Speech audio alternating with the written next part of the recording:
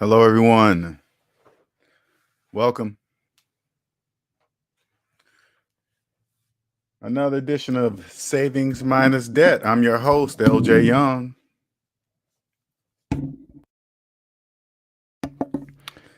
As always, we're going to wait for about 3 minutes before we get started.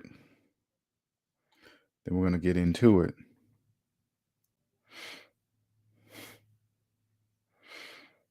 In the meantime, I'm going to be browsing Facebook, and it's like, man,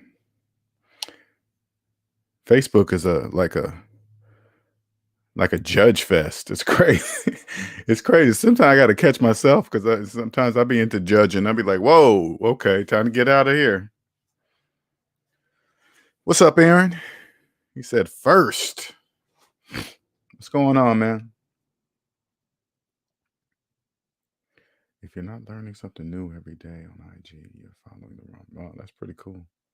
I'm looking at this meme that says, if you're not learning something new every day on IG, you're following the wrong people. That is true. That is true. The Alpha Male Bible. Wow. As I'm browsing through IG, waiting on it. Too bad they don't know there's such thing called a debt-free alpha male. Probably half the people in half the males in the United States will never, half the alpha males in the United States probably won't even know. You want them to remember by changing communication. Oh, okay. Most people on IG are slaves. Yeah, that's true. When I look at on IG, it's totally, you know what I see on IG? I see a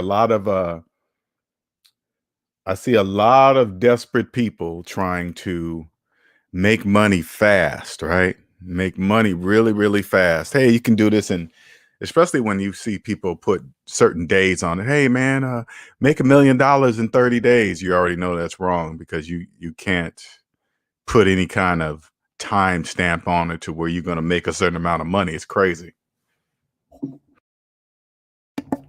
Especially since I've been out on my own. It's going on like 6-7 years, man, and I get it. If somebody could come down and say, hey, by the way, you're going to be successful, but it's going to take 7 years, the average person would say, god damn, 7 years. But it's the journey. People don't understand. If it was easy, if it could be done in 30, 60, 90 days, everybody would do it, right? Everybody would just do it. Hey, that's guaranteed. Yep, guaranteed. Everybody would just do it, but it's not like that. Not even close. It's once you understand it's part of your journey, the time aspect of it is removed. It is. It's no longer in the play. It's not, you no longer say things like, man, I need to get this done in 5 years for this, that, to happen. You don't do any of that. I just follow what I'm supposed to do. And like I always say, you can't really put, this is undetectable by human senses. It's just something inside of you that says, hey, go this direction. And that's what I've been doing ever since. What's up, D-Rock? What's going on? Yep, then everybody would win the lottery. Sure would. Ain't that the truth? All right, let me get started. My name is LJ Young, and I am a 100% debt-free motivational speaker and personal finance educator. I help people become financially free by helping them mathematically see outside what I call the debt matrix. And the debt matrix is a place where everybody lives that believes in credit and debt, financing everything that goes down in value, and cannot figure out why they're living paycheck to paycheck. Just can't figure it out. Check the check, check the check. Hey, that's normal. Everybody does it. No, only slaves do that, right? Because if you're living paycheck to paycheck, that means you need a job. You need a job because you're in debt. That's how it works, right? That's why you need a job, right? All right. Anyway, I lived in the debt matrix for the first 40 years of my life till I woke up, found Dave Ramsey. Dave Ramsey said, take the math that you learned in grade school and apply it to your finances, and you'll always win with money. And that's exactly true. I've been winning with money ever since, right? So now I'm free. And when I say winning with money, I'm saying I am financially free. What is financial freedom? Financial freedom is 0 and above, north of 0 and north of 0 is financial freedom. Okay.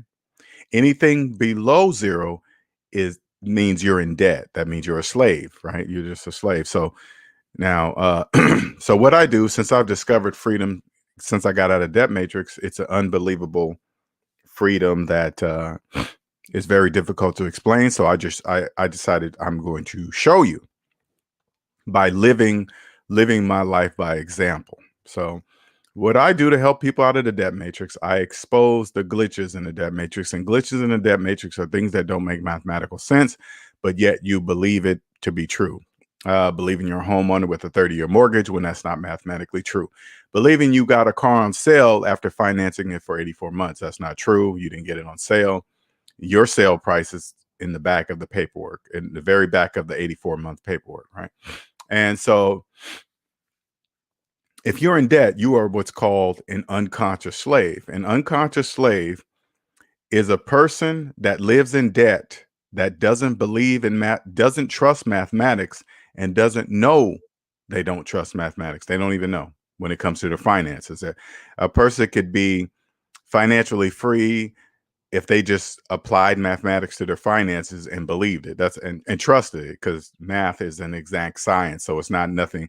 Math has nothing to do with belief. It's a scientific fact. That means science is never wrong, ever. It's never, ever, ever wrong. It's a scientific fact. Okay. All right. So what I do is, just like I said, I help people out of the debt matrix by exposing these glitches in the debt matrix. And so if you want to know if you are an unconscious slave living in a debt matrix, this is all you got to do. Do you know how much debt you're in? If the answer is no, you are what is called an unconscious slave living in a debt matrix. You can do this one of two ways. You can log into your Credit Karma, click on accounts, and you could see your net worth. You'll see a large negative number. Okay. All you got to do is trust it. If you trust that number that you see, that large negative number, that's the first step to becoming free from the debt matrix. That's how you do it. You just got to trust that number. Say, oh, damn, that's how deep I am in debt. And then you're going to do whatever it takes to get out of it, right? You're going to do what it takes to pay off that debt. And when you trust math and you see that large negative number, you go from an unconscious slave to what is called a conscious slave. A slave that was once unconscious, but now believes in mathematics and now is on their way to financial freedom, on their way to 0. 0 is financial freedom, 0 and above. Okay. All right. What's up, Cosmic? Hello, hello. What's up, Kalo? What's going on? Dodging finance like Neo dodged the bullets. Exactly. That's how you do it. Cosmic says 40% of Americans don't even go paycheck to paycheck. They are sub paycheck in the negative every month. Yeah, that's true. That is crystal clear too. You know, the majority of Americans can't even make it to the next paycheck. People always say check to check, but don't really know what that means. You probably don't even make it to. And right now is a very, very bad time for many, many people.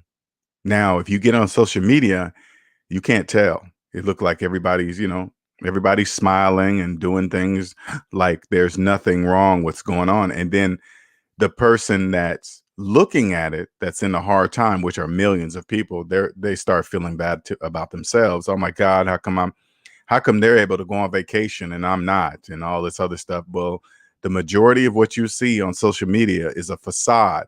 It's an illusion, especially on like Instagram and stuff like that. Those are illusions. All you got to do is look at the statistics. There are millions of people out of work.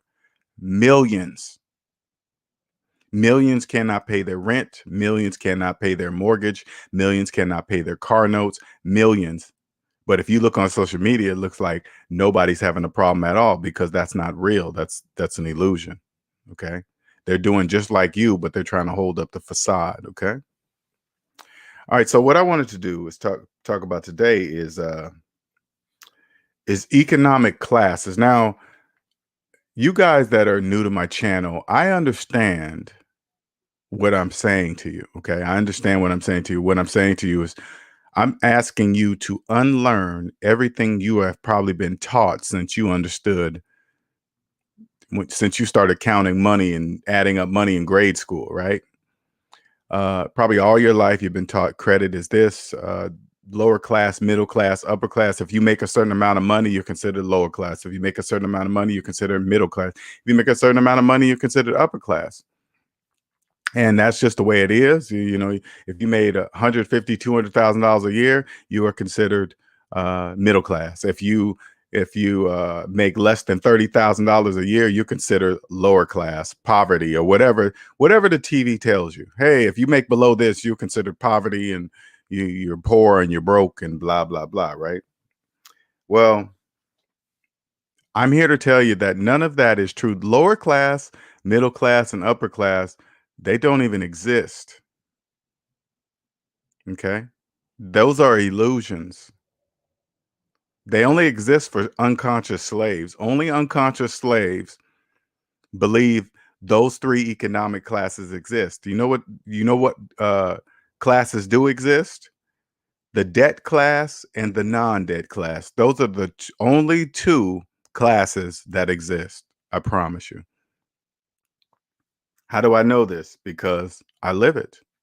You think I like when I was making $160,000 a year, I thought I was middle class. According to the TV told me, it says, "Hey, if you make this amount of money, you are considered middle class." But I was over my annual salary in debt. You know what class I was really in? I was in a debt class. That's it. Nothing more than that. Now,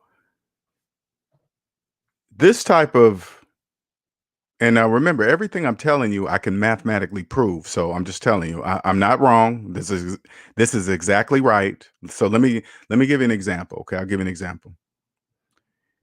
If you have, say, like you have $5,000 saved in your account. Okay, you got cash, 5,000. I want you to go 5,000 minus your mortgage balance equals how much money you really have in your account. That means you're in a debt class. That's what that means. You're in a debt class. You own nothing. What I just shown you, that I've shown you, you own absolutely nothing. You definitely don't own the house. The money that you believe is in your account really doesn't exist. It's not there. You just believe it's there. It's not there. And the money you make, you probably owe more than your yearly salary. See, these are all signs that if you just look at it, you can just tell. You just like, wait a minute.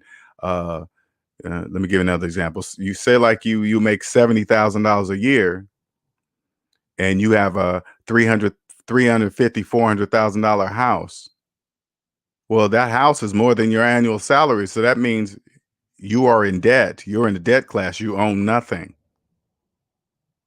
This is a I understand this is a very, very difficult pill to swallow. Very difficult for somebody to come and say, "Hey, upper class, middle class, lower class don't even exist," and he proves it. And I prove it. It doesn't exist. Don't and don't get me wrong, that was a hard pill for me to swallow too, but it's slowly things for me, it's like because everything you see is hidden in plain sight. It's just blurry. Okay, when you grow up and you get financial information uh from your parents or from your cousins or from your smart people that you believe have money because they live in a nice house or drive a nice car, they have a good job, they're considered middle class, and that should six figures is the goal. Uh society has made people believe that if you make six figures, you have made it. And if you make six figures, you are middle class, but they're over double that in debt. They're only in a debt class. They're not. And you wake up and figure that you've been trying to strive for the wrong goals, right? Because of what you see. The only thing you need to see from anybody is their personal credit report to believe a word anybody says to you, that especially if they believe they're quote unquote middle class, right? You go by their house, you go by their car. None of that stuff means anything. It doesn't. What's up, Quentin? What's up, No Country? What's happening? Now, when you go from When you take the time to understand and accept that the only class you are in and the only classes that exist are the debt class and the non-debt class, that will be step one towards your freedom. That's step one towards your freedom. If you ever want to be free, you got to accept that you are what's called an unconscious slave. You were, you actually believe that it takes 30 years to pay off a house. Um, you believe it's okay to have multiple credit cards with multiple balances, with multiple interest rates. Um, since you live in a particular neighborhood that houses run a certain amount, you figure the people that live in those neighborhoods can afford those houses. None of that is true.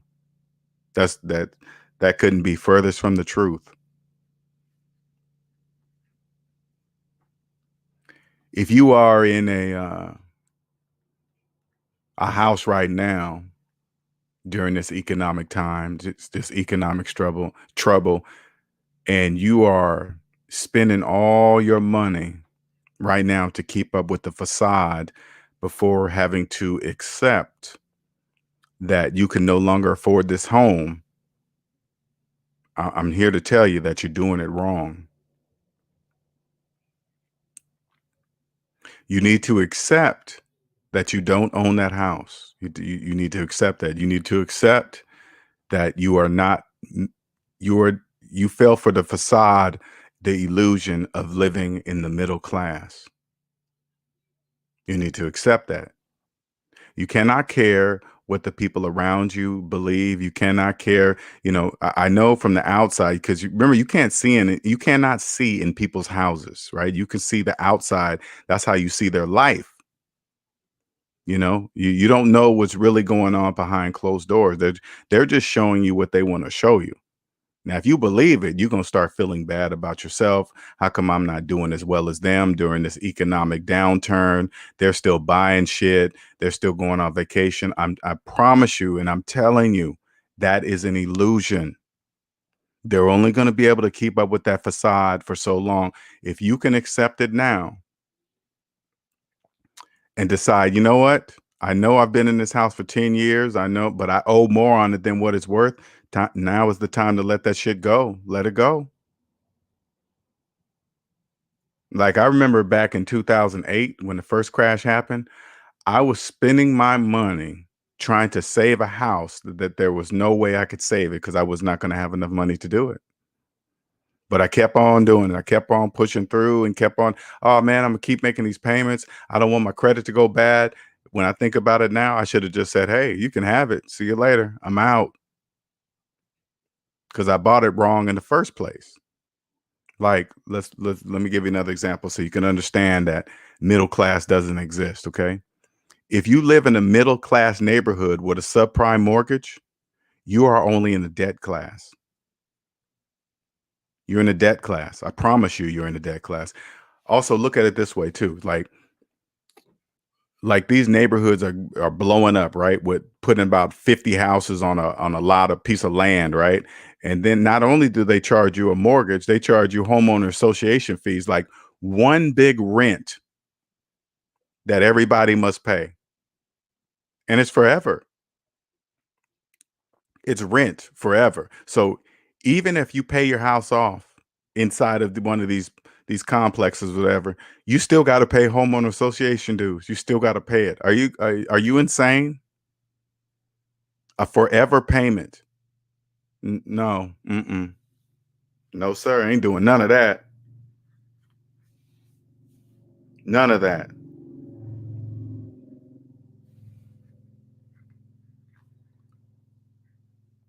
Yeah, it's a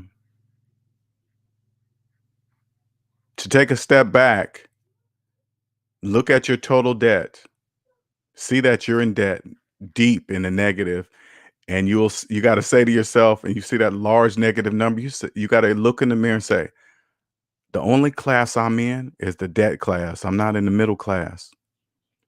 That Mercedes outside, that BMW, I don't even own it. This house I live in this how do I know this is even a middle class neighborhood? The TV told me. When I Google housing prices, they say that these houses are in this price range. It doesn't matter. If you don't pay cash for that house, it doesn't matter the price range of the houses. You can't afford it. The very reason why you're making payments in a middle class neighborhood, you're not middle class. You're making payments in a middle class neighborhood. You're not middle class anything.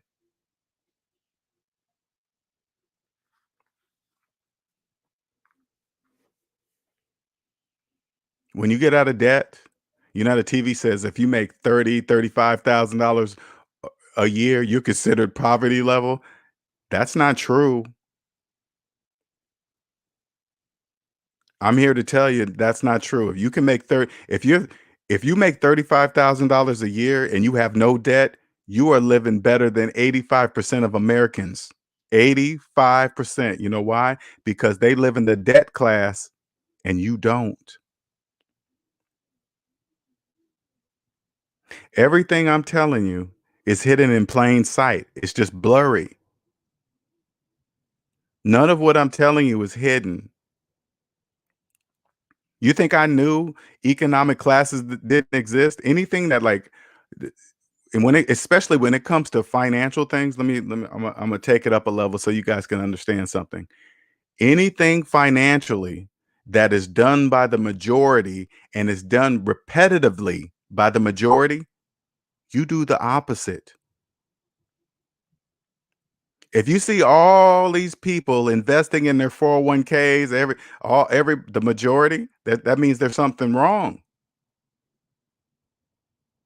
Maybe they're doing it. Trust me, when I say that the 401k, I'm not saying not, but I'm saying once you're debt free, you will see the true purpose of a 401k.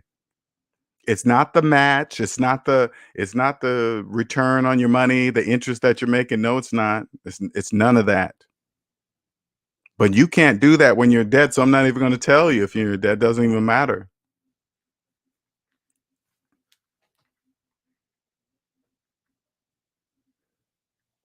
35,000, man, you could live comfortably.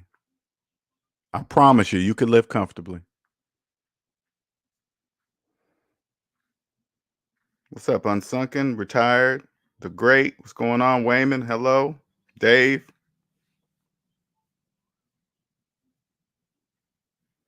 What's up, Andre? What's going on, man? Quincy says, LJ, you just said if your mortgage is more than your salary, you can't afford the house. Wow, that's deep. The hard pill for more to solve. It really is. It's a tough pill to swallow. But it's even, I mean, think about it, Quentin. If you're making payments, that means you couldn't afford the house, hence the reason you're making payments. It's really obvious, right? It's really unblurred. It becomes unblurred. That's what it really is. It's all of when I read financial stuff on the internet now, I swear the bank writes it. I kid you not. I swear the bank writes it. Because once you get out of debt, it's clear. It's like that doesn't make any sense. And then, but when you think about when I think about it from the bank's perspective, I'd be like, the bank wrote this shit. The bank wrote it. The bank created debt to income ratio. The bank created up the classes. The bank has it all. The bank put that stuff in place because that's the only thing that matters. Once you get out of debt, you don't care about that. You don't care about the economic classes because those economic classes don't exist. There's only two, the debt class and the non-debt class, period. What's up, OLU, aka Falcon Black? Hello, sir. How you doing? Cosmic says, I imagine a couple of HOAs for those HOA fees. It depends on what they cover. Not all are created equal, and you better be sure they are managing those funds correctly. See what I'm saying, Cosmic? Look how much extra work you're going to have to go into to see if those funds are being used correctly. See, me personally, I'm not going through any of that. And if I end up getting realty property, whatever that has, and I'm renting out, it has HOAs, I'm not paying that. The renter's paying that. I'm not paying no HOAs. I'm not doing that. That's just like a big, gigantic. Imagine a big apartment building, right? With a whole bunch of different apartments in it. That's the same thing as when they pack those houses in those small little lots. You're all are just separate apartments on one piece of land that you got to pay on. Period.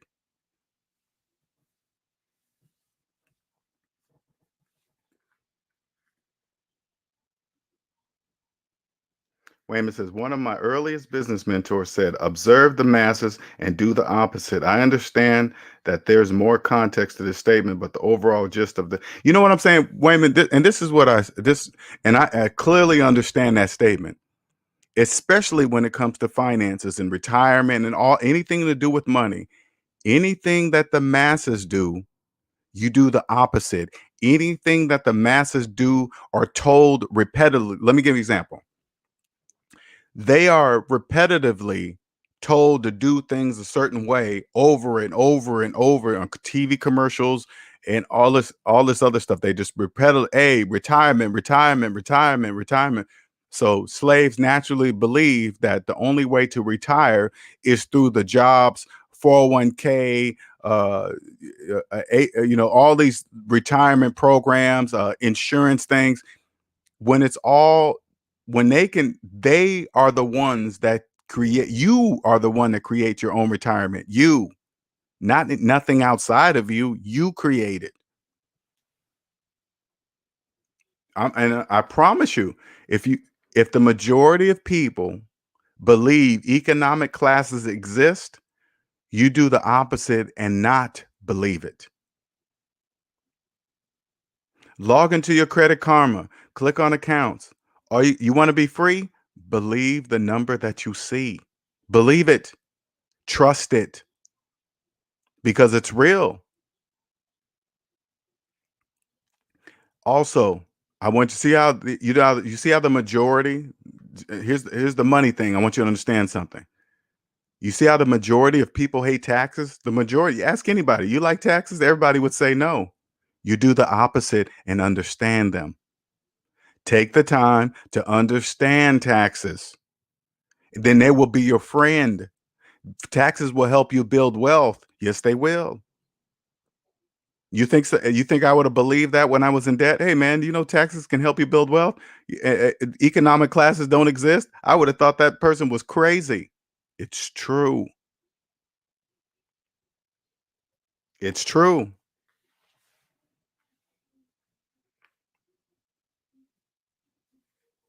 LJ, you're exactly right. I took 60% pay cut when I retired, and I am comfortable and never been happier. See what I'm saying? Never even needed that amount of money. I always thought I always thought my freedom was going to be with the next job, the next raise, the next move to a different whatever. I thought it was going to no, it was me the whole time. It was me the whole time. All I had to do was get out of debt. That's all I had to do. What's up, Nick? How about Forex LJ lost? A lot of people are trading now. A lot of slaves are in the Forex. Forex. Those are slaves. This is all you got to do. Anybody telling you to try to do Forex or asking you to do it, all you got to do is this. Can I see your personal credit report? Their personal credit report will tell you why they're doing Forex. Their personal credit report will tell you why they're doing cryptocurrency. All these get rich fast scheme things, they're all do you know these companies are straight up just using slaves? Now it's legal. When I say use, I mean legally use. Okay, legally use. Andre says, don't buy don't buy less, sell. Is that what you mean by that? Black Knight says HOA fees traditionally cover the cost of common area maintenance such as swimming pools, playground, club. Yeah, I mean I get it. I totally get what I mean. I know that's what they say on paper. Hey, this money does this and it's for that. Okay, well, do I get to see the books? Do I need to go over the books? I mean, I'm not even sure about that. Since you are, if you live in an area that it has HOAs, are you allowed as a HOA member that pays? Are you allowed to go through the books, or are they private? I'm curious of that. Is that can a person that lives in a complex and say, "Hey, you know what? I want to go through the HOA books. I want to see what's going on." I wonder how many, if that's true.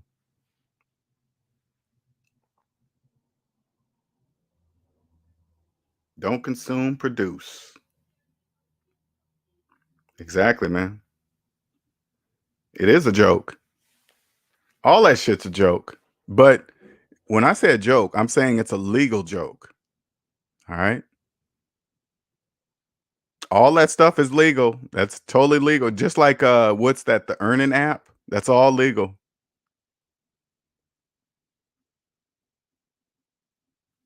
And you ask that same person that's investing, ask them, hey, what economic class? Half of them don't even know what economic class they're in.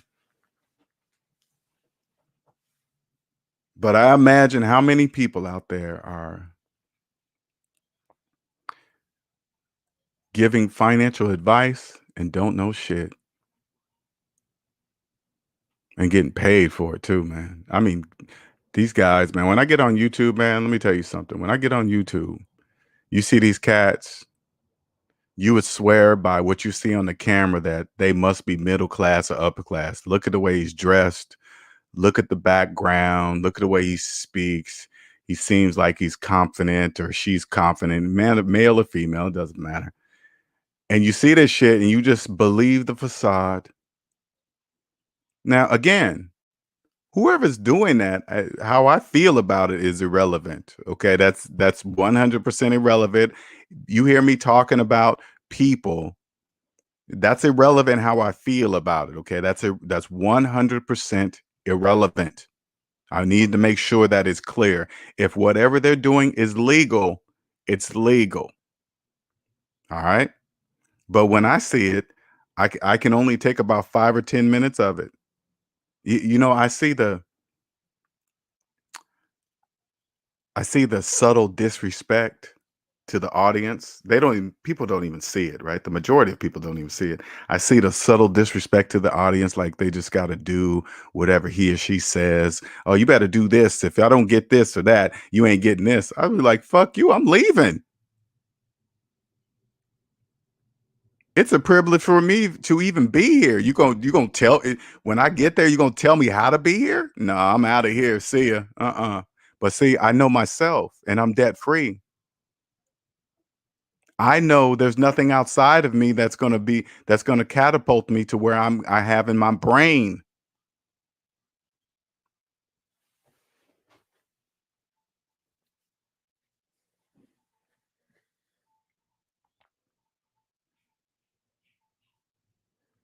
Where we at? Autumn says you hell no, you can't. Okay. LJ says, yes, as an owner, you are entitled to go through the books, but I wonder how many people actually go through them. Multi-level marketing, what's your take on that? Now, multi-level marketing, I say like this. Don't I think first of all, I think it's a genius. Whoever came up with multi-level marketing is an absolute genius. They make people feel like, hey, join us. You'll be your own owner. You'll be your own business owner, which is all bullshit. But they don't know that, right? But if you play the multi-level marketing thing and you're debt free, you'll know exactly how to work it, right? Because it's the same old pattern. Hey, jump on, you can do this, become a diamond, emerald, ruby, sapphire, whatever, right? And then the first thing people do is bring on all their family and friends, people they know. And then once they've exhausted those people that they know, they usually drop off. But guess what? The people that they brought on stay on. They stay on. So if you drop off and leave, and plus those multi-level marketing, it's the same thing. They require you to keep buying something in order to stay to stay on this stupid ass tree, right? And the people under you or that trickle down or whatever, but you got to continue to buy this useless product. You can't stop buying it, else you're going to fall off, right? So they're getting money from you, and they're getting from money from the people that you bring on. But if you get tired and you just cancel it, those other people are still giving money, and they just it just goes to the next person. It's crazy, man. But I think it's brilliant. But don't do multi-level marketing unless you're debt free. Because if you're debt free, you can see it for what it is.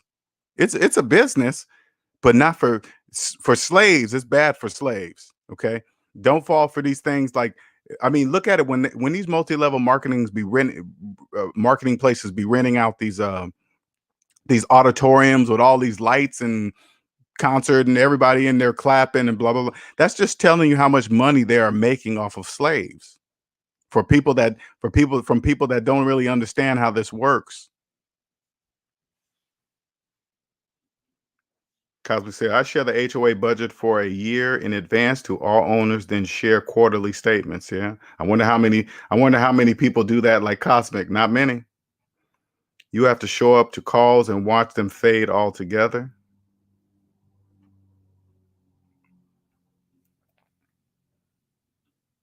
If your HOA is not in good financial shape, then it will be harder to sell it if the buyer is using a mortgage. So you should always keep your eye on the HOA books. Shit, people don't even keep an eye on their own books. I love old broken houses in bad neighborhoods. Oh, I know. I know. I wonder how many people call Andre a prick behind his back. I bet you there's a lot. Oh, day trading Forex is all a waste of time. It's a money maker. Hey, man, I put it this way: the great get out of debt, and you'll know exactly how to play Forex. You'll know how to play them all. You know how to play all that stuff. I promise you. Demetrius says you taking about. Oh, you talk. Well, there's a whole bunch. There's Amway. I mean, there's a whole bunch of people doing multi-level marketing, but Amway's one of them. I remember when I first got out of debt. Uh, I was still figuring out some things, right? But then I came across these people that that was in the Amway. So first it's the same old thing. They kind of tell you about what they do, but not really until you come to the meetings and you show up here. And then you go to the meetings, and guess what? All these people that are in the audience, young couples to old couples, they all have the same story. Hey, I worked as a factory worker for 30 years over at this one company. Then I came across Amway, and now I'm retired multimillionaire. Really? Really? And then all of a sudden you see a young couple with a brand new baby. Oh yeah, we were struggling, then we came across Amway. I mean, they look all like they're just strategically placed in the audience, right? And then there's some really high up dude that canceled his flight to Europe because he wanted to talk to this crowd in your local area. And so he canceled that area so he can come to talk to you. And then they pump you up. Oh man, this guy's done this and he has this and he has this many houses and dogs and horses and this and that. It's like, oh my God, let me get the fuck out of here. You guys are full of shit.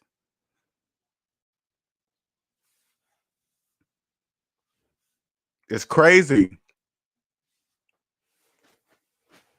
When you now, had I not been debt free, I wouldn't be able to see all that. Now, I'm not saying all of them are this way, okay? But I guarantee you the majority of them are. They was like, hey, because when I went to this Amway, they were like, oh yeah, you just tell people they save on this products, and all they got to do is go to Amway.com or whatever the website is, and then they could shop here instead. And so I said to myself, I said just like this. So you want me to tell people to stop shopping on Amazon and start shopping on Amway? Good luck with that. Hey, yeah, man. Yeah, you don't need Amazon.com, man. Just go to Amway. Yeah, right. That's not happening. When people talk to their family and friends about MLM, they often end up creating resentment because they were often the guinea pigs of their business learning curve. Yeah, that's true. And especially when you get the people that, how can I put this? That they're not really into it. They've been caught up in the money. They've been caught up in trying to reach, when they go to these meetings, they see this person up on stage with pictures of flashing of their houses and cars and all this other stupid nonsense, right? They could have got all them pictures from Google. All nobody watching is going to verify, hey man, let me see if your name is on the title of that house that you just showed me. Let me see it. Let me see if your name is on this card. Nobody's going to verify any of that. They're just going to believe who they see on the stage. That's it. You're going to think they're rich. Life insurance that has a high percentage savings account with it. What's your take on that? Anybody, again, this is what I say. If you are in debt, life insurance policies don't exist, because you have no money. If you have no money to buy the insurance policy, the insurance policy doesn't exist. It's not doing whatever it's saying whatever it's saying in that policy that it's doing, it's not doing it for you.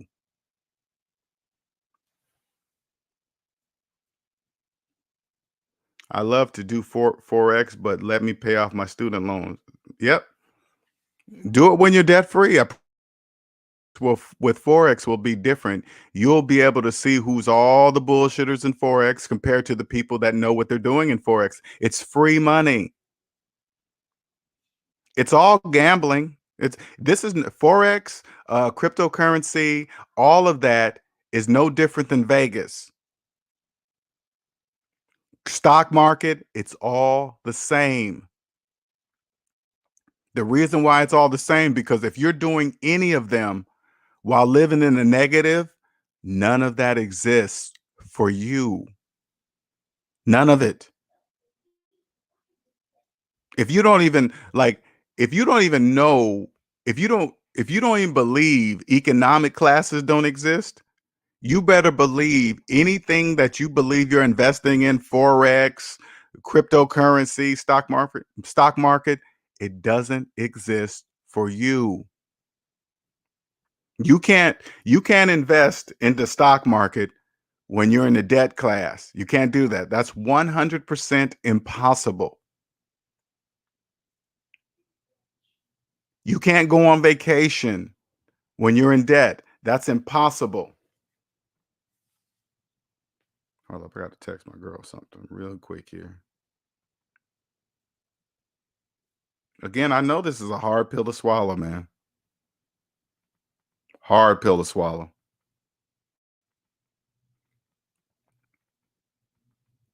I know why I'm here to talk to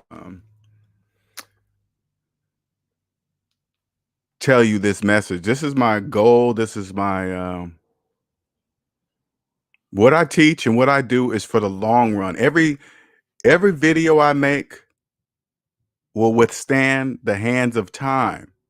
They will always be relevant. Why? Because there will always be slaves. There will always be mortgages. There will always be credit cards. There will always be that. There will always be people that finance depreciating objects. There will always be that. That's what makes my video, my content, SMD family always relevant. Always. It doesn't matter if it's 2021. It doesn't matter if it's 2031. Whatever video I make, whatever I say will always be relevant, because there will always be slaves. There will always be people that believe economic classes exist.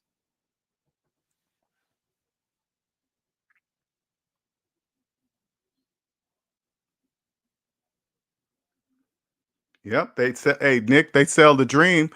Live the American dream. They tell you that right from the get-go. Live the American dream. Buy a house. This is, if you make this much, you can afford this much house. Slaves never step back and say, who says that? Who says if I make 70,000, I can qualify for a 350, $400,000 house? The bank says that.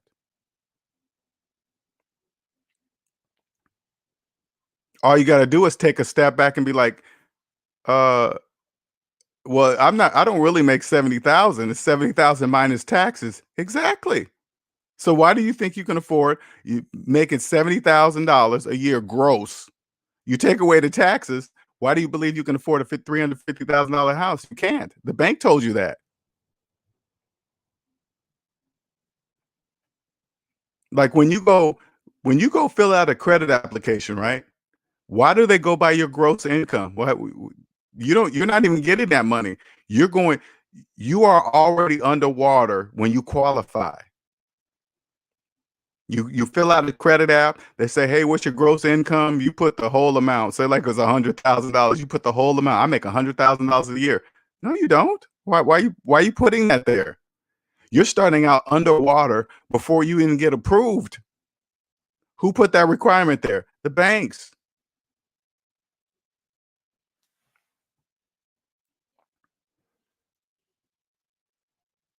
I 203K them. Sometimes raise and rebuild. Oh, I 20K3 them. Okay, I 203K them. Sometimes raise and rebuild. Instant equity to rent, to own, finish, and with a note. See, man. See, here's Andre flying in his spaceship again. See what I'm saying? I love it though.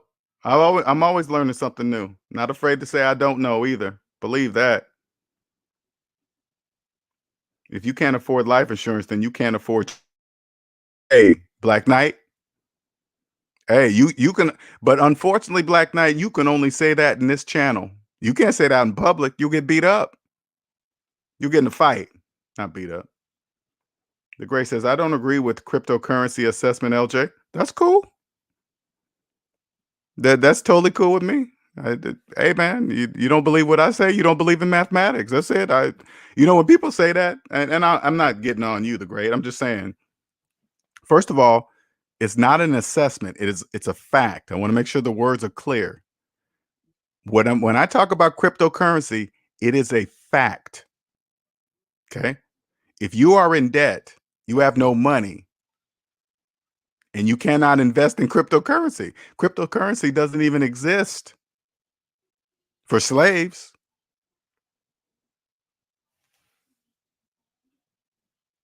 It sure does. It's gambling. It does. It has huge potential. But who's you got to remember who's telling you that? It all counts on the individual. Anybody, and this is what I'm saying, the Great. This is very important. Anybody talking to you about cryptocurrency, I strongly suggest you ask to see their personal credit report first. Anybody, because if they are in debt, whatever they're telling you about cryptocurrency is wrong. I promise you that. Wayman says, my viewpoint on life insurance is that a loved one should be able to profit when you perish. You gotta go one day. It's one of the most simple ways to now, I'm not against life insurance. That's how people that understand money build wealth quickly. Like if you instill uh this knowledge into a child early, you will get a life insurance policy as early as possible.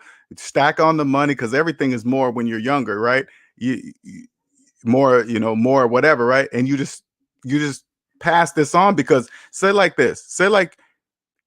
you get because the majority of slaves, they get life insurance policies because they didn't have any money, they didn't save any money to pass on to their children. They lived in debt all their lives, so they feel bad, so they're like, hey, let me get a policy so I can give some money to my kids when I die, right? But it doesn't matter if you have a life insurance policy that leaves money to your children and they don't know shit about money. Guess what? They're just going to blow it. It's absolutely pointless to pass on money to somebody that doesn't understand money. It's absolutely pointless. Now I understand why when I see these multi-millionaire billionaires, they just donate to their favorite charity instead of their family, because it's going to be a total waste. You think you're going to give a bunch of money to somebody that doesn't understand money, and they're going to do it they're going to go out and buy a Ferrari, buy a Mercedes, and they're not going to buy it in cash. You know what they're going to do? They're going to make payments. Cosmic says, man, LJ, I just told an old college friend not to refinance her car. Oh my God. And she has a truck. She is she isn't even using. Told her to sell the truck and pay off the car. She ain't trying to hear none of that. Believe that. Life insurance is the first asset you should own. Asset you should own. Your parents own, and your parents should be the one that bought it for you. Oh, gotcha, gotcha. You must mean asset instead of acid. Okay, that's what you did. Okay, got it. Even Autumn, you don't really have to live below your means. All you got to do is just stay out of debt, and then your means will change. I know exactly what Andre is talking about. That's easy money all day. I knew you would. What's up, Ty? James? Young Zanil? Zanilli. I am so good now in not involving my feelings when it comes to finance. Good job. That's how you do it, man. Keep your feelings out of it. Do not mix your feelings. Quinn says, LJ, question. When you had your mortgage before you became debt free, did you ever thought you would have paid off that mortgage? No. Honestly, when I think back, as you say that, I think back because I've had about 3 mortgages in my lifetime. Never once did I think in my brain that I was gonna pay that house off. Never once, because I refinanced it, pulled out the equity, bought more bullshit. It's just because you got to remember the bank. Every time the bank will reach out to you and say, "Hey, look, you got equity. You want to refinance? You can pay off your house and cars and credit cards and blah blah blah." What you don't really understand as a slave, you believe that you are going to borrow money from the bank's house because if you have a mortgage, the bank owns the house. And then you believe you're going to borrow money from the bank's house and pay off the bank's cars and pay off the bank's credit cards. All the while, listen to this closely, slave. All the while believing that the equity in the house is yours that you don't even own. You believe without any money of your own, you paid off your cars. I mean, you will go around telling everybody that your cars are paid off. You pay off your credit cards. Guess what, slave? They know you're not going to cut them up. You're going to keep them for emergencies. You're not going to take that money, pay off your credit cards, and then cut your credit cards up. No, you're not. You're going to keep them. And then you're going to have an emergency vacation. You're going to have emergency tires. You're going to have emergency brakes. You're going to have emergency something. They know what you're going to do. You're not going to cut up the credit cards. This is a hard, very hard pill to swallow. It's very difficult. You know how many times I talk to friends, oh man, I keep these credit cards for emergency. You don't even know. Nobody ever told me, said, hey LJ, how come you don't have your own money for emergencies?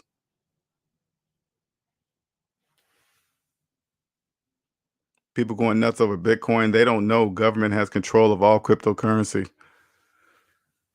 You know what's so crazy about cryptocurrency? They tell slaves that it's some mystery person's in charge, some guy from China came up with blockchain and you can't and slaves just believe that stupid nonsense. They just believe. And then next thing you know, hey, somebody stole $20 million in Bitcoin and blah blah blah. And who are you gonna call? Bitcoin support? Who do you it's gambling. It's 100% gambling. Now, I'm not saying don't play cryptocurrency. All I'm saying is this: get out of debt and you'll see how it really works. You'll see how cryptocurrency really works. You will see how something that doesn't even exist works. Because think about it this way. And this is another tough pill to swallow, okay? It's very tough, but the money in your pocket. So if economic classes, upper class, middle class, lower class don't even exist, that also means the money in your pocket doesn't exist. Now, if you can convince slaves that the money in their pocket exists, how easy would it be to make to help to get slaves to believe a cryptocurrency exists? They'll never touch it. They can never have one in their pocket. They believe that it can't be seen. The government can't track it. The government can't tax it. They believe that. So what they'll do is let them dig themselves in about 3 to 5 years. Just dig themselves deep in the hole, deep. Just keep digging and digging and digging, and then one day they're going to hear this faint voice. Hey, you down there. They're going to be like, where the hell is that voice coming from? And then they're going to look way up. And then they're going to see an IRS agent standing at the top of the hole and say, hey, you owe us money. They're going to be like, what? I didn't know. They're going to say, no, let me repeat that. It doesn't matter if you didn't know or not. You owe us money. You obviously don't have it. You know why? Because we're talking down to you in a hole. You're in the negative. So you're not going to have the money, but you still owe us. So not only are you going to owe us, you're going to owe us penalties and interest for not knowing. You watch. All these people that you're saying that doing this cryptocurrency, these cash apps, transferring money, and they're not reporting, oh man, I'm gonna pretend like the cash app ain't there. Only you believe that. You think the cash app place, you think they're not reporting anything? You better believe they are. That's totally free money. They're not fucking up. You are.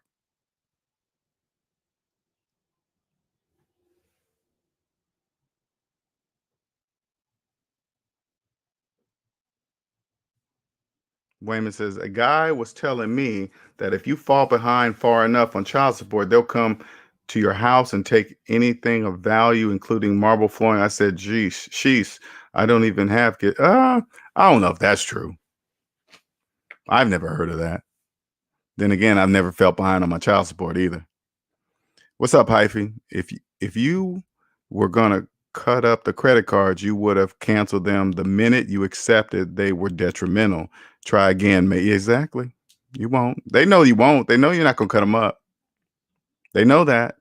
I started being an alien since I turned 23. I knew somehow I have to live well under my means, and that's why I can call myself free individual to this day. And again, even when you're debt free, you'll stop saying live below your means because this is just the way you will live.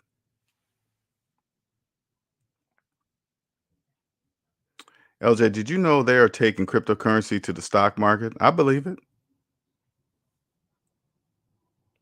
If 85 to 95% of Americans are in debt, that means they have no money to invest in the stock market. So why wouldn't they take that? Why wouldn't they take cryptocurrency to the stock market? None of that shit exists. None of it exists. Why not just add that in there? Slaves are borrowing money to invest in the stock market. They have to. They have no choice. If they have no money, whose money do you think they're investing in the stock market indirectly? The banks. The bank cannot lose. They owe the bank money, win or lose, they still owe the bank. If they win in the stock market, the bank gets extra money. If they lose in the stock market, they still get paid by the person. Andre says, we need them to believe LJ. That way we can acquire the real assets. I understand, Andre, and you know as well as I know that even though I talk about it, it doesn't matter if I say it. It doesn't matter if I say this out in the open. Stock market doesn't exist. Economic classes don't exist. It doesn't matter that I say it. Slaves can't hear me. And I'm not talking directly to you, LJ. I mean, Andre, I'm just saying in general. Slaves cannot hear me. They can't see me unless I want them to see me. But I'm not gonna pull my mask down in public. I'm not doing any of that by saying, "Hey, everybody, economic classes don't exist." I'm not doing that in public. Hell, no, I'm not doing any of that. No, sir. Hey, economic classes don't exist, and I can prove it. I'm not saying none of that.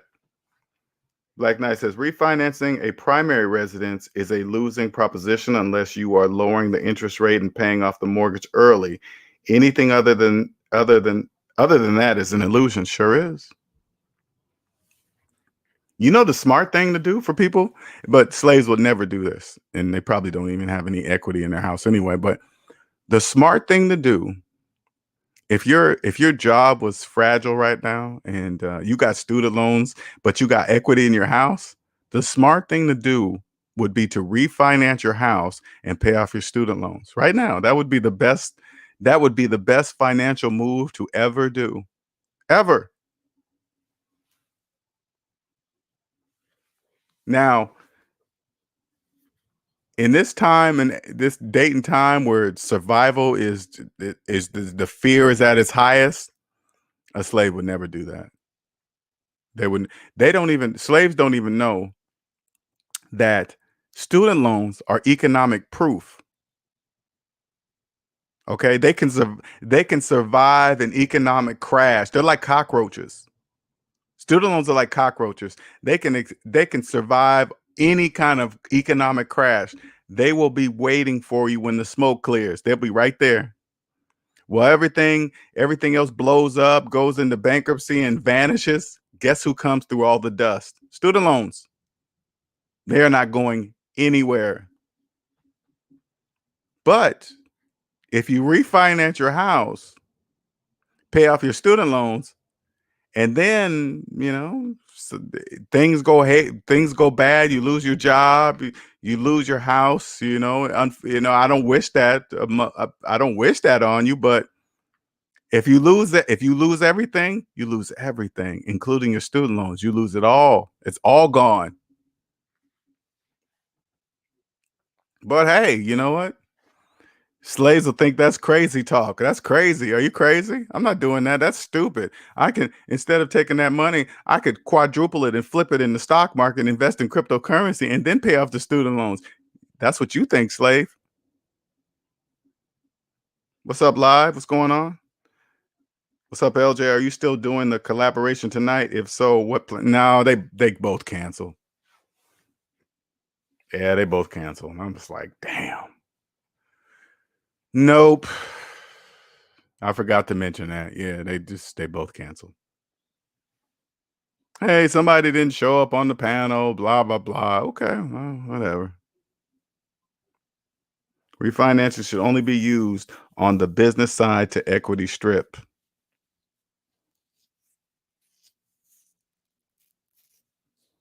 Student loans are more loyal to your existence than Doberman. Oh, than a Doberman. Okay, than a Doberman. And so funny. I read the name, the Doberman. This is the first time I actually seen it instead of because I've always said it. I've never actually looked at the name. What's up, Bob Brown? Exactly. I think I'm going to flip the money and mess around and lose it all.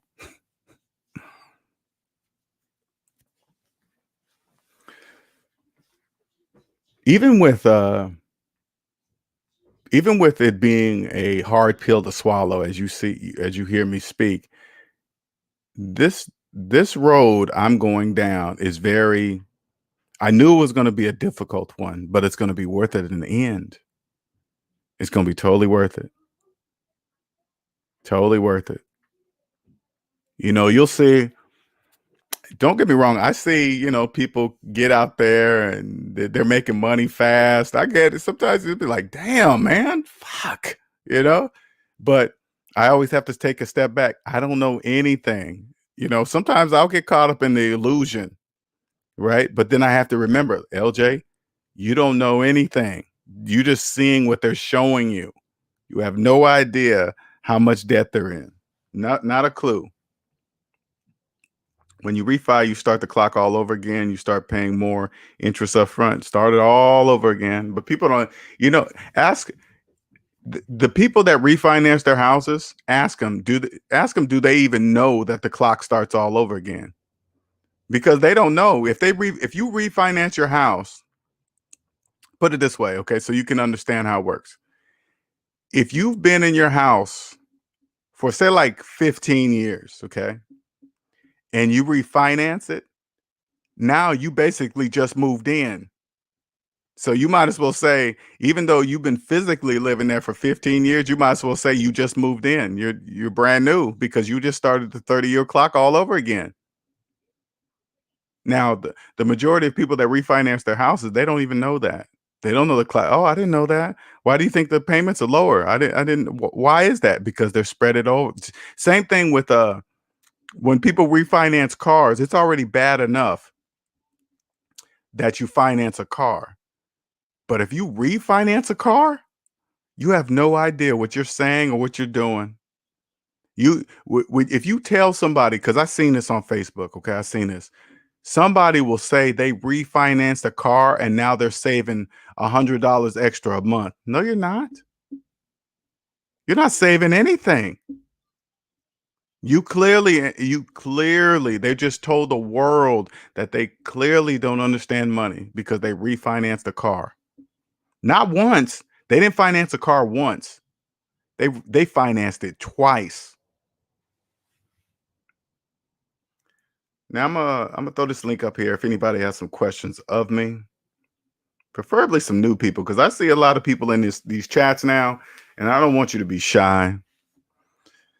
Felix says, "So what's your scheme to get rich?" Scheme, okay, or a bit of money. Once you are technically no more a slave, or is our life purpose just about not being slaves? Okay, that's a good question. Okay, I can only speak for myself. All right. First of all, the word rich means many different things to many different people. So stop using the word rich. We're talking I help people become financially free by helping them mathematically see. All right. So the first hurdle is getting to zero.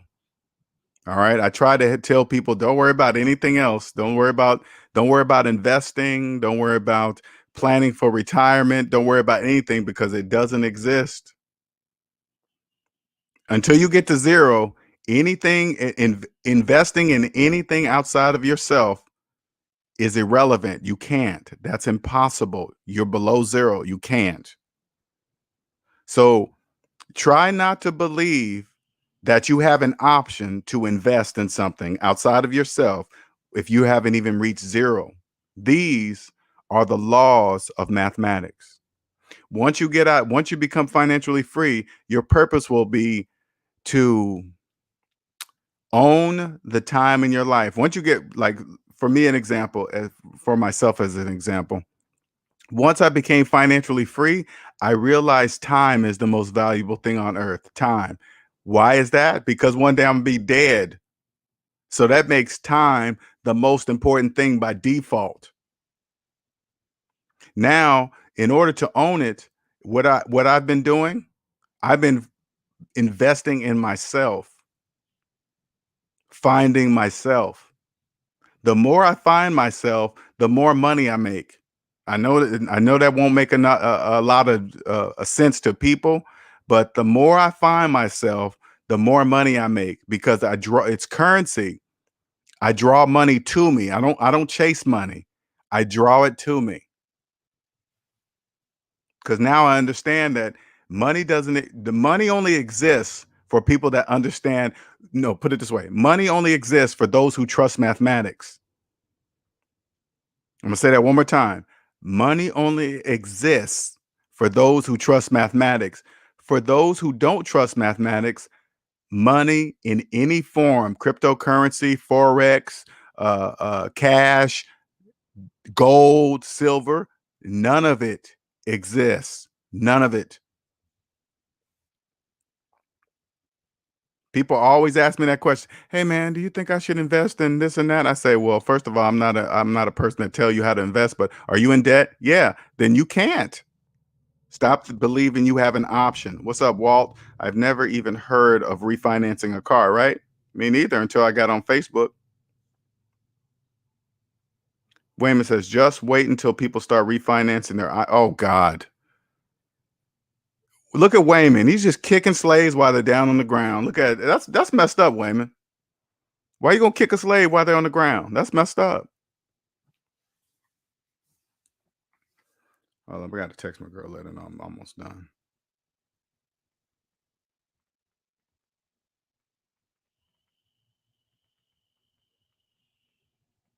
Wayman kicking slaves while they're down on the ground. I can hear their slaves. I can hear their chains rattling. Black Knight says, don't fool yourself with this personal versus business debt gimmick. If you use the equity in your residence as collateral for a business loan, then it is a personal loan for business venture. Ooh, let me read that again. Don't fool yourself with this personal versus business debt gimmick. If you use the equity in your residence as collateral for a business loan, then it is a personal loan for a business venture. Wow. I know Andre and Cosmic gonna jump all over that. I know you got some. What's up with that? Andre says, "Where's the night? Where's the night at someone who thinks they are protected, but have where's the night? Okay, but have given a personal guarantee in their business." I know we were just talking about that, Andre, and I didn't even realize that until you guys were talking about that, right?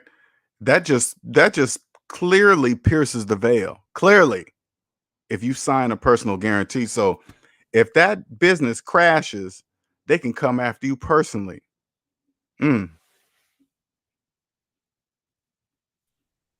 What's up, Wayman? What's going on, man? Hey, what's going on, LJ? Can you hear me? I can hear you. All right, man. Thanks so much for having me on, man. I just want to just stop up here for a few minutes. Of course, I was telling you probably about a week ago. I said, man, I got to get up here and chop it up a little bit with LJ. But thanks for letting me take a couple minutes on your platform. And shout out to everybody out there. I know you had a chance to check out my channel as well, LJ, and I know a lot of people know that I've got a channel out there, and I basically focus on personal development for men. Usually, it's for men who have the opportunity to practice doing things on their own. Kind of unattached, as I would say. So a lot of my content focuses around that. But I actually made a video, talking about things that guys can do in particular when it comes to getting their finances in order. And I just wanted to touch on, something that you oftentimes address, which is the fact that once you actually have, no debt, and once you actually have either, whether it be cash flow or savings, you can do so much that a lot of other people can't do, who might be making 2 or 3 times more than you. The thing is, a lot of times I think people don't realize that most people are financing their entire lifestyle. Right. So very few people are really in a position where when you look at things that they have, that they just own them outright. Most people are not even really, in my opinion at least, trying to really own things outright as much as they want access to have things. But once you're in a position where you take that stress off of you, you get your liabilities down, you get yourself out of debt, you get yourself a nice, comfortable nest egg, even if it's 10, 20 grand in the bank, whatever it is, you got yourself a solid income. It's going to open up the door for you to do so many other things, and you haven't been able to do in the past. And I just encourage everybody to just try to get the bag up, so to speak, especially if you're an individual. I know it can be kind of tough, especially if you don't have a family sometimes, to really stay motivated to kind of push yourself to do more, because when you're just by yourself, you have the option of usually going one of 2 ways, which is, you're going to be a super self-starter and try to go out there and conquer the world financially, or you might just put it in cruise control for years just because it's just you. And if something happens, I was like, okay, no big deal. But I'm telling you, this is a great time to invest into yourself, to get your education up for free. A lot of cities, like where I live here in Buffalo, LJ, they have this program out where as long as you make under $24 an hour, and there's a lot of people who we know who don't make that much. Most people, I think average income is like around 30-something thousand a year, but they got a program where if you make under $24 an hour, which comes out roughly about 48 grand a year if you're working full time, they'll teach you how to code. And the coding skill for web development, a lot of those people making 50, 60, 70 grand a year, even working with somebody, and make even more than that when they don't work for somebody self-employed. So I just want to tell everybody, especially for the gentlemen out there, I think sometimes we can have a bit of a bad habit of not being that assertive as we can towards tackling things that we need to get on top of. But get your finances straight, making sure that you got, money stash, making sure that you have the funds available to do things and make moves when you need. And like LJ always says, one of the best investments is to invest into yourself, investing into your learning, your education, your skills, your interpersonal skills. learn something in this day and age, because it's a great time to do it. It's kind of like the door is wide open. I look at it like, this is the yellow brick road for our time period when it comes to being able to make something of yourself. Kind of like how, Mhm. the grandparents and great grandparents were born in the 20s and 30s and they had all those Mhm. good old industrial jobs going to the plant. This is kind Right. of like that same time, except for now, instead of going to a job, information is the new thing that you want to be up on. So Mhm. just wanted to put that out there, man. And just want to discuss that or, state that on here, LJ. Yeah, man. Thanks, and I appreciate you jumping on too, man. I appreciate it. And I see the direction. I posted your channel inside of the chat too, so they'll know where to go to your channel, which is Oh, I cool. appreciate it. How's your channel going for you, man? How's the response? How's your response you're getting? Man, it's been going solid. See, the thing with me, when I came on YouTube, it was about 2 years ago. I really didn't even have Mhm. an plan to really do a YouTube channel. I, started off just kind of browsing in the manosphere space. And, I did some interviews over there and everything. And, people were basically saying, when are you going to put a channel up? I really wasn't even thinking about it because I'm Mhm. a writer and I just had my blog up, which I still have. But Mhm. then I decided I was going to start making basically audio versions of stuff that I had. And then eventually I started doing original YouTube videos that I then converted to blog articles. So Mhm. right now, it's going pretty steady. I think I'm around 600 people, and I haven't really, went hard with promoting. I very rarely even come up on panels or discussions. Mhm. Um, so but it's been steady, man. And as of late, I just been pretty much trying to promote my content along with other people. So I do that on my Facebook business page where I be posting stuff from you and from other people as well. Oh, okay. But yeah, man, it's been solid. So I'm sure probably within the next maybe few months or so, I should be hitting that 1,000 mark. And at Okay. that point, I'll probably start opening up a little bit more with doing some stuff live. I could even before then, but Yeah. that's probably when I'll focus on that a little bit more. Right now, Right. I'm one of those people that I don't drop often, but when I drop something, is usually something that people can archive and go back and listen to and really appreciate for some time. So, but Yeah, I yeah, think, man, it's I've been been thinking steady. too, man. I've been thinking I'm probably going to take this more like podcasting style, start Mhm. talking to some people, each time a show comes on, I'm going to be trying to talk to a different person, just kind of get their experience of, debt-free living, how their life has changed since listening or even trying to become debt-free, because I don't think people, I mean, they hear me talk about it all the time, but to hear another person's experience, I think will help a lot more people, you know? Oh, definitely, man, because there's so many ranges and lifestyles that people come from. Like, I know how you oftentimes cite the fact that, when you were living out on the West Coast and everything, and how you was making that high income, but you still had debt. See, Mhm. me, it was just, not really that way because I didn't really have any actual debt as much as I needed to get my money up. Mhm. I didn't Mhm. have like student loans. I don't have children. Mhm. I never had like no car note. It was always like a cash thing with me. But Mhm. even when you don't You have said that's debt, how it's always been with you?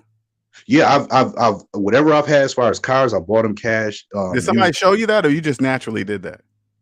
well, I would say probably naturally, but at the same time, I would say that I just observed. I'll Mm. put it like this, like prime example, like with my dad.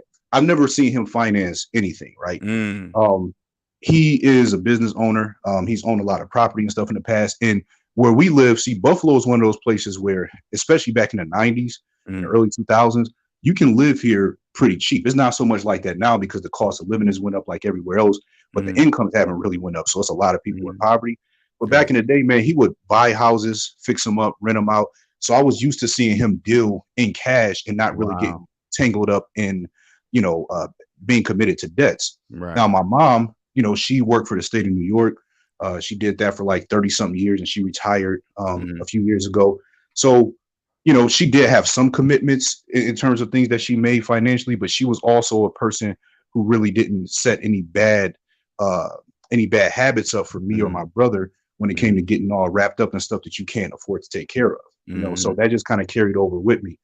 And like I said, man, I've always been the sort of person that just has always wanted to be a person of means. And to me, being a person of means doesn't mean having so much money as much as it's about being in a position to where you can make moves without having all these other commitments. So if you Mhm. see something that you want, or if there's something that you want to do, my whole mentality has always been have yourself in a position so that you can make those moves or pursue those things without having 70 grand hanging over your head, for something else that's not even really that beneficial to your world. Mm. And that's Do you kind of been think my thing, do man. you think that helps you for how old are you now? I'm 36.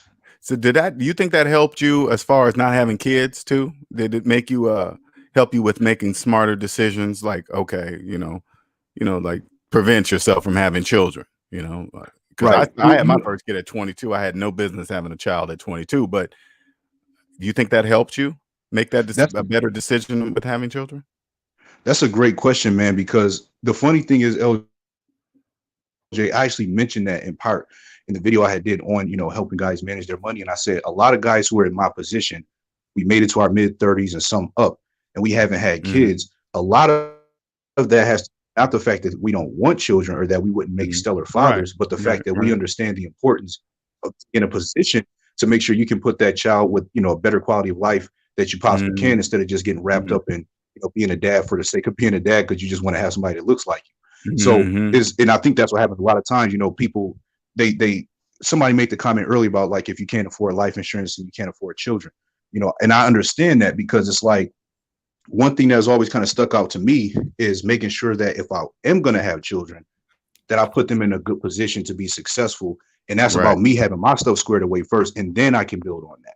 And I think sometimes, especially LJ, within like Black communities, we Mhm, oftentimes, people have kids real early, 19, 20, they can barely take care of themselves. mhm. But sometimes when you look outside of our community, you look at other communities, a lot of those people, they wait until they get established before they start doing that. You Right, know, right. like when I look at Bill Gates, I think he was like in his mid 30s or something when he got married and started having kids. Wow. A lot of people they wait until then, and so I'm not at all off or opposed rather to having children. I just know it's a certain way that I would do it. Correct. Financially. And I mean, like, well, you said like this, okay, and if this happened to you, like you get in a certain relationship, I mean, Right. I'm curious. You're in a relationship, you got feelings going with a woman, and she starts bringing up kids. Was your answer just straight up, no, I'm not ready? I'm just curious. So, how'd Oh that? yeah. Did you just Well, straight up say no? Is that how? oh Or you just kind of beat around the bush, or what'd you say? no, no. Well, first, if I'm getting for me to even get into a relationship, Right. first there's gonna be so much that she's gonna have to understand about me, and I'm gonna have to understand about her before that even comes up. So Wow. usually that would even be a discussion before the relationship starts. It wouldn't even be it's not even like a okay, Wow, we here and man. we've been in it for Just 3 months. what, just to know that at a young age, that the age you are now, even 36 is young, man. Still is, but damn, that's crazy. Wow. Yeah, man, and so I'm like, how some people they say, well, we'll get into the relationship, and then 6 months later, then you see, where things go. Mm, I've always kind of been like, why would you enter a relationship and commit to somebody that you basically don't even know if you're on the same page with as of yet? mm, Like, mm. shouldn't you do that before and then build upon the fact that you're on the same page? So that's just my take on it. You know what Damn, I'm I wish saying? I Like, I knew know that some at people, 36, man. I wish to God I knew that at 36. Oh my yeah, man, God. like I know some people who say, oh, we only been together for 7, 8 months. So because we only been together for 7, 8 months, I can't tell them this or that. And I'm like, well, why are you committed to somebody who you have a fear of having certain information about you? Why don't you just not be with them? Like I never understood that. Like, you know what I'm saying? Like I've never understood that. So I look at relationships so seriously, which is why I don't get into them often. When I do, is Mm, usually for a long period of time. Um, and yeah, that's a discussion that will come up initially. And mm, my whole thing, LJ, too, is I know a lot of guys are against the state sponsored marriage thing. I'm not, and I understand why they are. I mm. just look at it like with anything, like any business or agreement or anything, you have to assess the risk and figure out, what you're going to do, and if certain things happen, how you're going to handle it. Basically. You know how much Um, money I could have saved knowing that having that type of knowledge that I have today now, obviously, but at 36, even younger than that, you know how much money I could have saved from court fees and lawyers and child support and lawyer. Oh my God, just so much. I don't even want to add that amount of money up, man. Don't even want to add it up. But that's amazing that you just naturally had. I mean, I guess your dad instilled it in you while you're young without really knowing that he instilled it in you.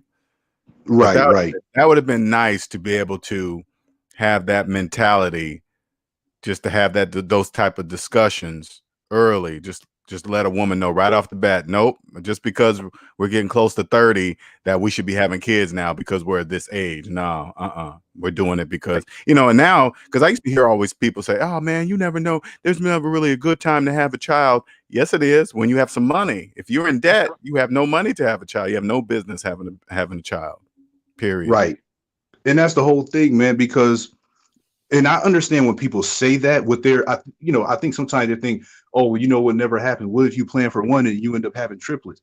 Like anything can happen. You don't really Right. know what's going to happen, right? But there is a such thing as knowing how to be prepared for at least Correct. a basic.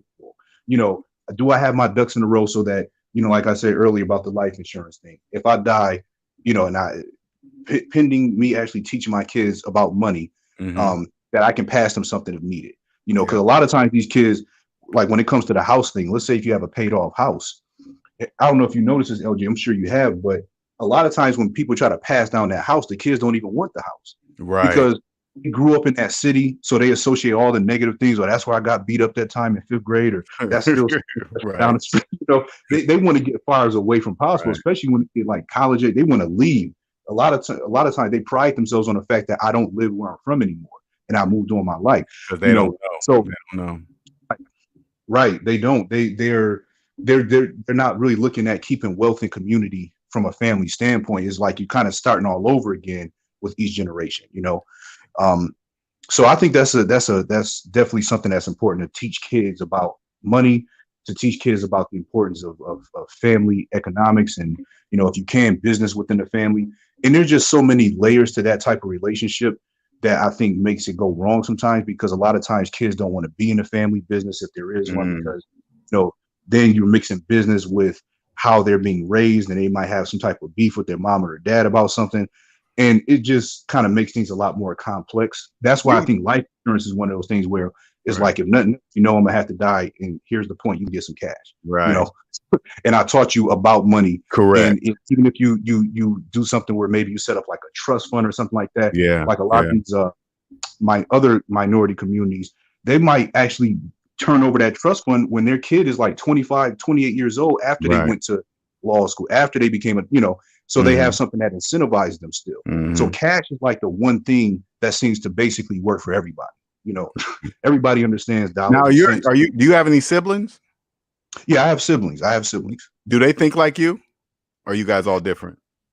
Well, see, it's kind of difficult to say exactly, because like in my household, I grew up with one of my siblings. My dad has some children that are much younger. But in my household, see, my brother, I would say he thinks a little bit more like me on the staying out of debt stuff, you know.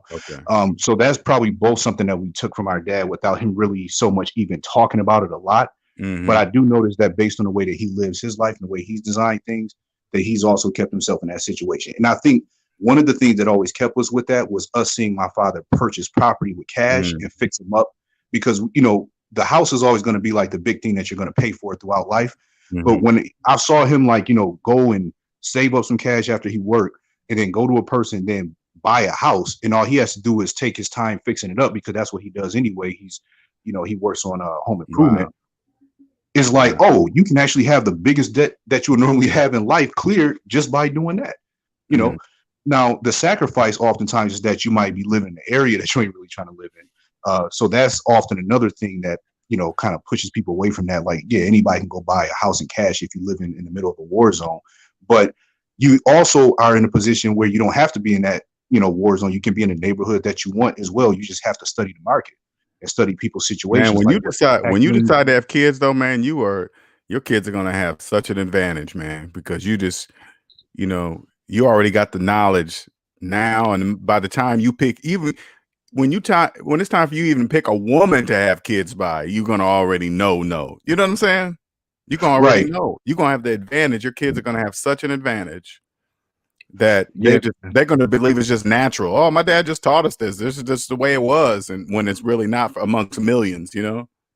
Right. It's not, man. And you know, I think the other thing that's kind of helped me in some ways after all this time, LJ, is, you know, I actually thought I was going to be one of those people who perhaps would have had, you know, a family a little bit earlier, because it's not a lot of people who I meet now who I went to school with and they ain't got no kids yet. You know, everybody You know, even now I'm only 36 and I see stuff on Facebook and girls I went to school with talking about my grandson. I'm like, grandson? Right. Then I'm like, okay, yeah, you had yours at 17, 18, your 17-year-old, 18-year-old got following in mama's tracks. I see that right. all the time. I see that all the time.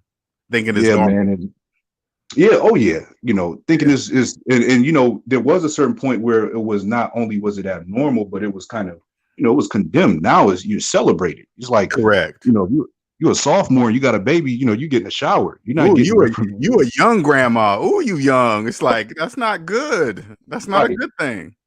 Like, ooh, you the hot granny, you know. So but yeah, man, you know, when I do decide to do that, I'll definitely make sure I'll be pouring into my children when I do have them. And wow, so congratulations. I look forward to being able to make that happen. But I just know, like right now, especially, you know, on the path that I'm on, man, where I do at least have certain freedoms for the time being, where I'm not restricted to certain things. My whole thing is to take advantage of what's around me, because there's also a part of me where I have let certain things fall by the wayside, where I could have, you know, made certain moves and been a little bit further ahead in certain areas, but just general indifference, you know, or just general just being comfortable kind of didn't push me to really do those things. So now it's like, man, I just look at everything like it's a wide open landscape to become and do what it is that you want to do in life, you know. Right. Right. Well, I appreciate you jumping on, man. I Oh, really yeah. do. And congratulations, man. That's, man, I really mean that shit. You know, 36, had I known that knowledge, man, my life would have been very different. So congratulations, for real. Appreciate you, man, for having me on too, man. Hopefully we can begin. All right, man. You have a good evening. All right, you too, LJ. Later. Later. All right, you guys, we're going to cut this off here because I have to do a couple things. So I got to get on off of here. Get on. I always say that. Get on off of here. That ain't make any sense. Anyway, you guys have a wonderful afternoon. Thank you for joining. Appreciate you. And those of you in the background, I thank you for being part of the SMD family today. Thank you very much. And you guys have a good afternoon. Later.